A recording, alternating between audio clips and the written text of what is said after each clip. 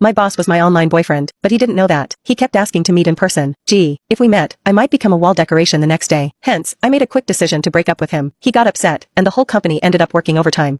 How should I put this? For the sake of my mental and physical health, maybe getting back together with him wouldn't be such a bad idea. I was dating my boss online. Meeting in person? That was never going to happen. He didn't even know his online girlfriend was one of his employees. Lately, my boss had been in a bad mood. Everyone could feel it, so everyone had been extra careful. Even the usual breaks had been cut short. The boss had been working crazy hours, and no one dared leave before him. So, our workdays had stretched to 11 p.m. or 12 a.m., and I was starting to get dark circles under my eyes. My skin had been looking worse, too. To be honest, I felt like I was probably the only one who knew the real reason behind his bad mood, but I couldn't tell anyone. The boss had had his heart broken, and unfortunately, the one who broke his heart was me. He didn't know that, though. It all started when my online boyfriend of 2 years wanted to meet up in person. We met on social media. He had posted something asking for advice. Why can't I find a girlfriend? I clicked on it, and the post said, I'm a man, 6 feet 2 inches, 183 pounds, 25 years old, Ivy League graduate, with a master's in management and engineering. I'm currently the vice president of a listed company, with an annual salary starting at $500,000. I own a car and a house, but my looks are just average. I've never had a girlfriend. So, what's the issue? The comments section was full of sarcastic remarks. Ugh, someone's fishing for compliments. Is this guy living in a dream world? Ivy League grad, just 25, and already a VP? Come on, get real. At least create a more realistic persona. As we all know, only family-run businesses give young people such high positions. But most of those rich kids study abroad. Being in a playful mood, I commented, maybe it's the looks. Post a photo and let's see. Then I closed the app. Not long after, I got a private message from the poster. Hi, can I send it to you privately? Though confused, I enjoy some drama, so I replied, sure. Then he sent me a photo. I almost spat my coffee out. He said he was 6 feet 2 inches? I believe 5 feet 0 inches. Maybe. It was a selfie, with his face covered by his hand, and the angle made his head look huge and his body tiny. His hair was sticking up like he'd just used some kind of hair gel, and he was wearing thick black-rimmed glasses, making him look both nerdy and awkward. But despite all that, his face was actually fine. Even though it was partially obscured, I could tell his lips, nose, and eyes all screamed handsome. Still, there was something about him that seemed oddly familiar. I mentally shouted, there are actually guys who don't realize they're good-looking, while zooming in and out of the photo multiple times. With my helpful mindset, I typed out a few tips. Your clothes and selfie skills need work. Try frameless glasses, or better yet, wear contacts. And change your shooting angle. Tilt the phone slightly, making sure the charging port leans toward you. Also, try pants that are a bit looser, like casual black ones. He replied, thank you so much. I didn't think much of it and moved on, but the next day, he sent me photos of his makeover, taking my advice to heart. The day after that, again. Then it went on for a few more days. I was getting tired of it when he suddenly asked if he could add me as a friend on Facebook and offer me a thank you gift. If someone was offering money, I'd be crazy not to take it. So I gave him my profile link. Moments later, an account with a familiar profile picture sent me a friend request. Wait, wasn't this my boss? I panicked, almost accidentally accepting his friend request. My heart sank, and I quickly restricted the visibility of all the previous posts on my feed. My brain raced, wondering if I'd somehow linked my private Facebook account to my company info. Meanwhile, he was typing for what felt like forever before sending a message. Thanks for all the help these past few days. Here's a little something for you. And then, he sent me $7,000 via MetaPay with the note,